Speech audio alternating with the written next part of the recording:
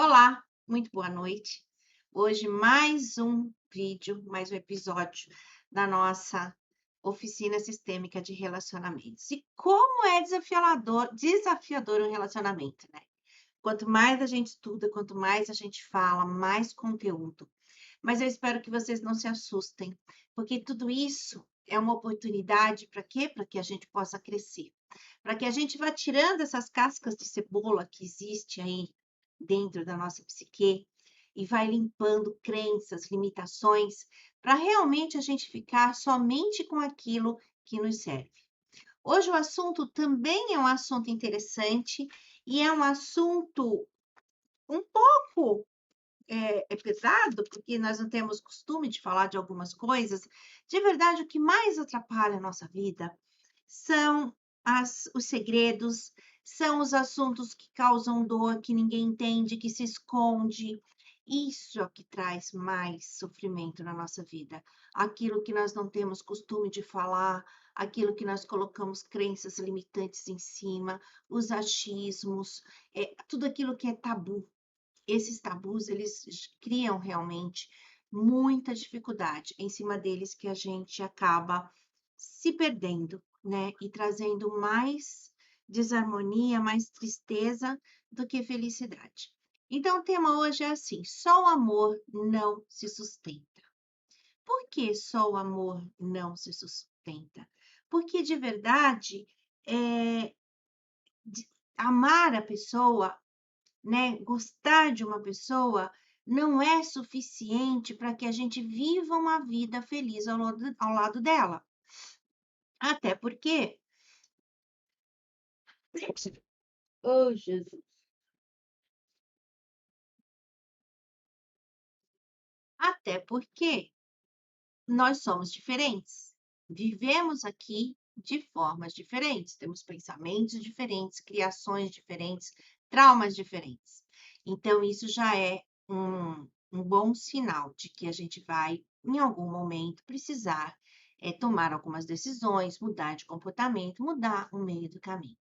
E a vida não é estática, né? Nós não viemos aqui para morrer do jeito que nascemos, nós temos aprendizado. Então, tudo tem um ciclo de começo, início, meio e fim. O universo, tudo tem esse ciclo. Então é assim. Normalmente, eu quero começar contando uma história, né? Uma história para vocês.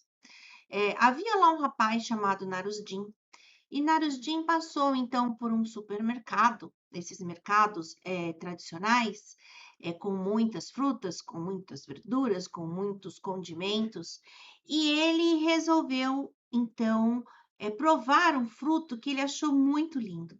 Ele viu vários desses frutos lindos, estavam lindos e aparentemente muito suculentos, e ele resolveu então comprar logo 5 quilos deste fruto.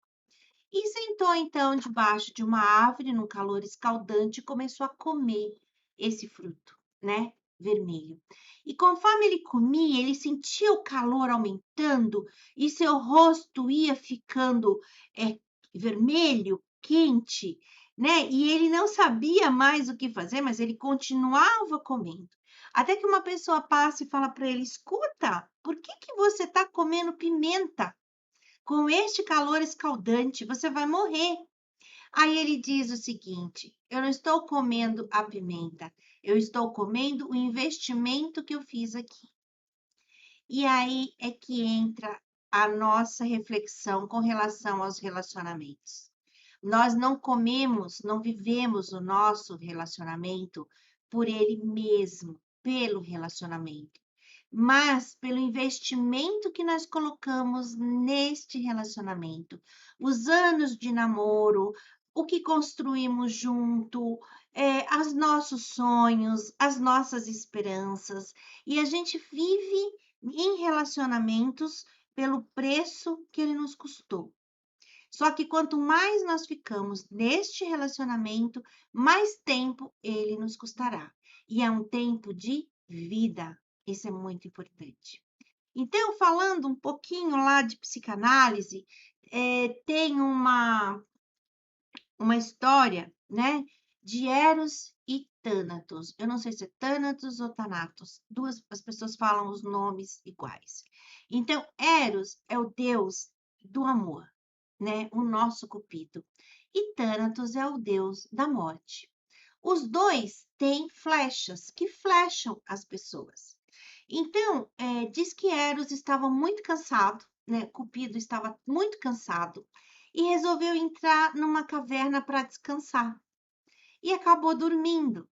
Só que essa caverna era a caverna de Thanatos, do deus da morte.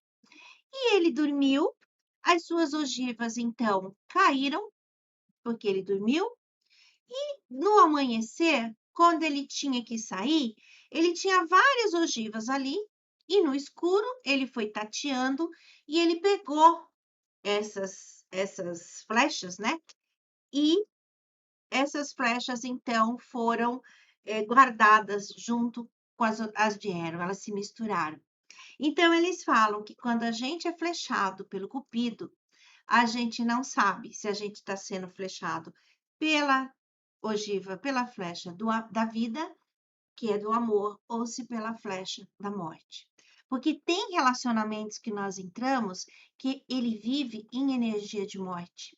Então, Freud já falava que a energia da vida é a energia que constrói, que cria, que traz alegria, que traz vida, felicidade, que tudo se constrói. E a de morte já é o contrário, traz tristeza, desesperança, depressão, falências, tudo falta, porque nós estamos na energia do menos. Não que a morte seja uma energia ruim, quando se está numa tenra idade que já não tem mais, o corpo já não aguenta mais, a pessoa vai para essa energia de morte tranquilamente, mas é outro caso. Estamos falando de um caso aqui durante a nossa existência. Então, para que um relacionamento seja funcional, para que ele faça sentido, né, é preciso que a gente continue nutrindo ele para ambos. Ambos, homem, mulher, ou eu não estou falando aqui de sexo, estou falando de energia masculina e feminina, que eles precisam estar nutridos, renovados, felizes. É preciso enfrentar cedo ou tarde que acabou, não deu, se transformou. No meio do caminho, existe algo que é assim: a gente precisa se render. E esse se render é o nosso ato mais amoroso que a gente pode fazer ao nosso favor e a favor do outro. Em amor também ao outro, às vezes em amor aos nossos filhos, que vivem dentro de casa em completa guerra, em completa energia de morte, com medo, com pânico. E isso a gente vê quando a gente atende os adultos que vêm de uma experiência de morte em vida, se sentem paralisados, né? Se sentem anestesiados de tanto medo que tiveram na infância com a briga dos seus pais. Então, esse render-se nos ensina os limites, os nossos limites. Aquilo que não é mais possível segurar, apesar de todo o amor que a gente tenha e aquilo que também nos é negado viver, embora também exista muito amor. Então, não é aconselhável a gente fazer um divórcio de forma irresponsável, né? Simplesmente eu não quero mais, sem nem tentar, sem nem olhar. Isso é um divórcio irresponsável, né? A pessoa engordou, ela não corresponde mais àquilo que eu quero. Isso é irresponsável, né? É preciso entender as nossas limitações, os nossos 50% de responsabilidade, nossa e do outro, para poder fazer, então, mesmo que haja um divórcio, um rompimento, que na próxima situação nós já estejamos adultos suficientes, entendendo as nossas responsabilidades, o que era nosso e poder fazer diferente. Alguns fatores fazem com que o amor só não se sustente. No meio do caminho acontecem algumas coisas que a gente vê que não dá mais certo, né? Então, normalmente, isso minha mãe já falava, que é a mulher quem segura o casamento, né? Que é a mulher quem consegue segurar esse casamento. Eu acredito que os dois tem participação igual, mas realmente a mulher sábia, né?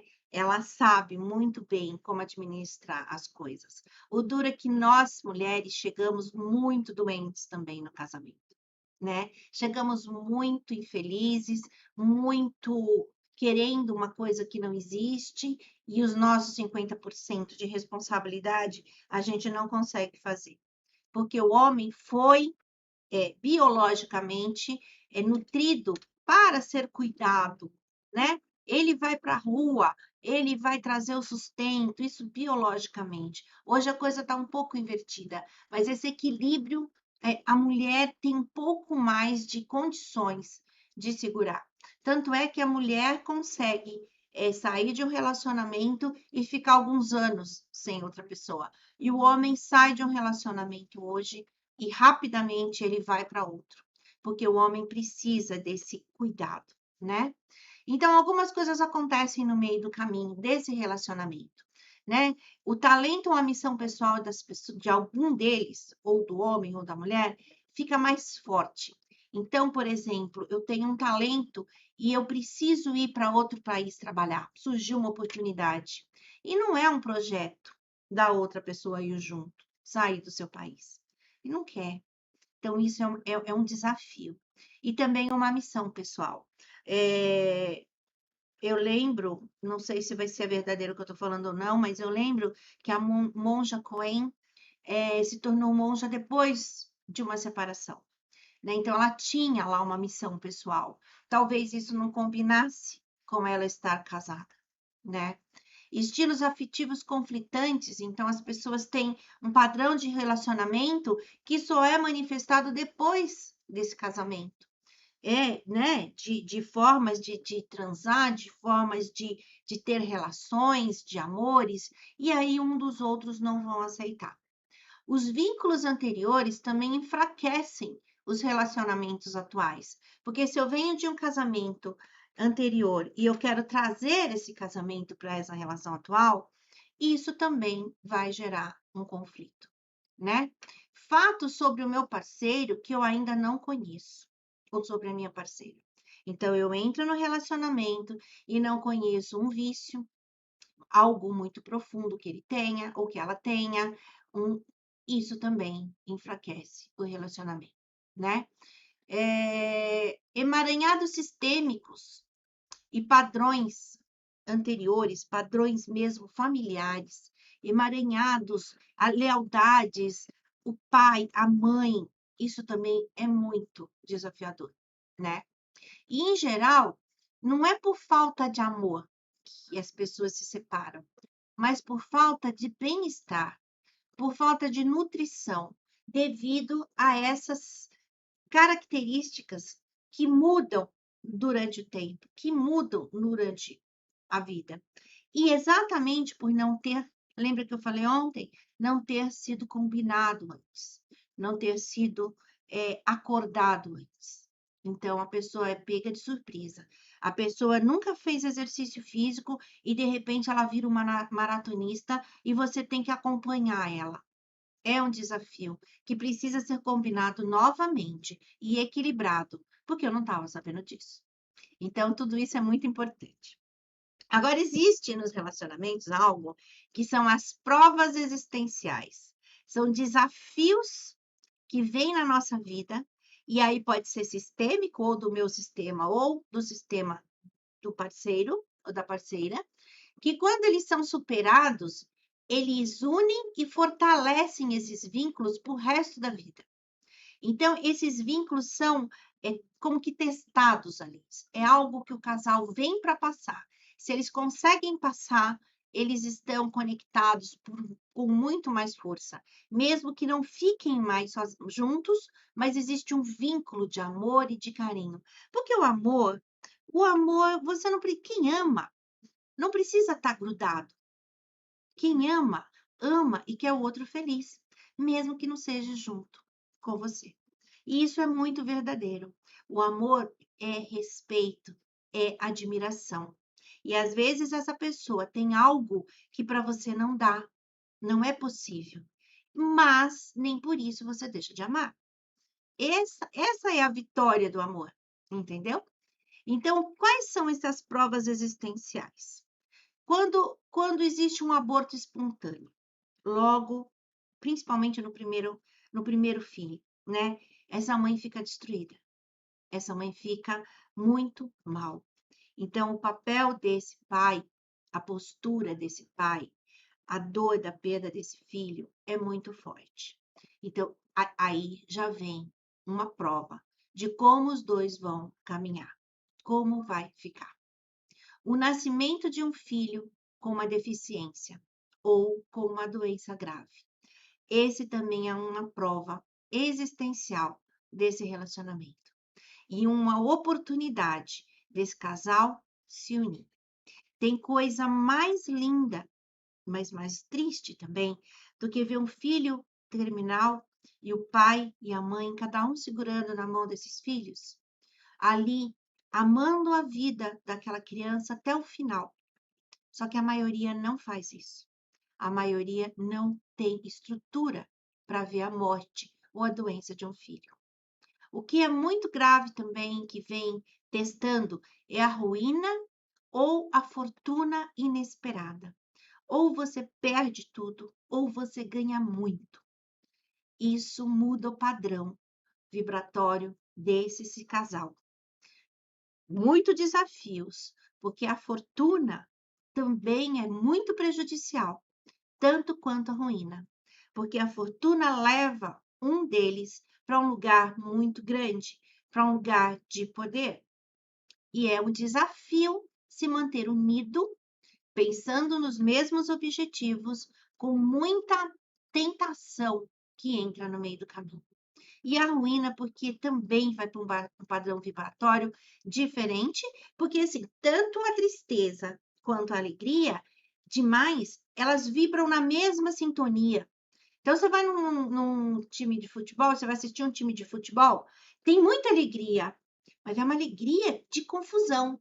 Então, o estado de alegria não é um estado de paz e de amor, é um estado de êxtase, tanto é que ele vibra nos chakras mais baixos, ele vibra lá no plexo solar.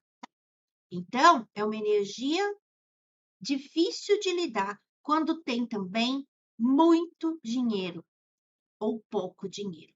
É o mesmo desafio. Uma outra coisa que também é um desafio é a morte ou dependência dos pais de um dos integrantes, né? De um dos membros ali, ou do marido ou da esposa. Isso também entra numa dinâmica diferente familiar, que vai trazer uma adaptação que nem todos estão preparados. Porque um pode nem ter relações com seus pais e tem que acabar cuidando dos pais do outro. Então, isso precisa ser equilibrado. Outra coisa é os segredos e as traições. Este é realmente bem limitante e precisa de muita empatia, muito cuidado, muita atenção e muito autoconhecimento, de entender por que que eu estou atraindo para mim as traições na minha vida. Lembra? Não acusar o outro, voltar a olhar para si. Esse é o nosso desenvolvimento para conseguir, talvez, passar por essa situação. E aí tem um outro também, o aborto escolhido. Um deles escolhe, ou os dois escolhem, fazer o aborto. E aí nós vamos falar um pouco sobre aborto, tá? Mas eu vou encerrar isso aqui. Então, essas situações, tem algumas outras, eu coloquei aqui as mais especiais, são aquelas que, se o casal consegue pegar esses desafios que estão vestidos de dor e de dificuldade, e eles se segurarem nas mãos e se fortalecerem, eles vão conseguir transformar a vida em um grande prazer. O relacionamento muda de patamar. Eles vão se alegrar, não se matar, ir para a morte, porque o filho foi também, mas pegar o amor do casal, que foi o que deu vida àquele filho, e transformar aquilo em um amor maior ainda. em honra à vida desse filho que ficou por pouco tempo. Mas o que normalmente acontece é que o casal se separa internamente, porque não aguenta o peso dessa dor, não aguenta o peso do que aconteceu. Ele não é capaz de entregar essa dor, de compartilhar essa dor com o companheiro. E cada um do seu jeito, mas juntos, né? Eles vão então tentando salvar aquele relacionamento que está morto dentro do coração. E isso é muito triste, porque vira aquele relacionamento que está lá, comendo as pimentas, sem prazer, sem alegria, sem tesão, sem nada, só por conveniência. E também, às vezes, envolto na dor. E aí a gente fala, foi flechado por Thanatos, pela energia de morte. Essas duas energias trabalham e atuam dentro da nossa psique, direto. Todos nós temos energia de vida e energia de morte. E precisamos trabalhar esse nosso inconsciente para estar sempre na energia da vida. Queria falar um pouco sobre os abortos, que é muito importante que a gente entende, né? É muito difícil, mesmo que seja um aborto provocado, combinado, digerir este aborto, porque ele vai contra a vida. Então, mesmo que inconscientemente, a mulher carrega um peso maior, né? Porque é difícil para ela integrar isso, porque queira ou não queira, o feto está dentro dela. E aí a palavra final, o finalmente é dela. Ela toma o remédio, ela tem o procedimento. Então, no fundo, inconscientemente, a dor é profunda. A culpa inconsciente é profunda. E essa mulher vai ter problemas na vida. Ela vai se autossabotar. Ela pode provocar doenças de útero, de mama. Ela pode ter dificuldades de relacionamentos. Ela pode achar que ela não merece mais uma felicidade. E isso é o que menos vale. Porque o que acontece? Quando a gente coloca um movimento de constelação familiar que mostra lá que tem um aborto, o problema da morte só é para quem está vivo. Quem está morto não está se importando se está vivo ou se está morto. Sabe qual é o que ele se importa? Eu quero ser visto. Eu só queria que olhassem para mim.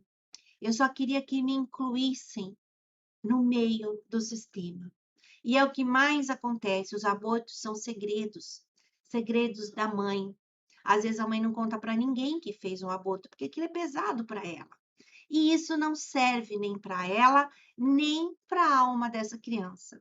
O ideal é inclui essa criança na vida dela e na vida dos outros filhos que vêm depois. Não importa se ela o que ela fez. O que ela fez não é da fachada de ninguém, não é de interesse de filho nem de ninguém. É simplesmente avisar para os outros filhos: eu já tenho um filho. Ele não pôde ficar comigo, mas eu já tenho um filho.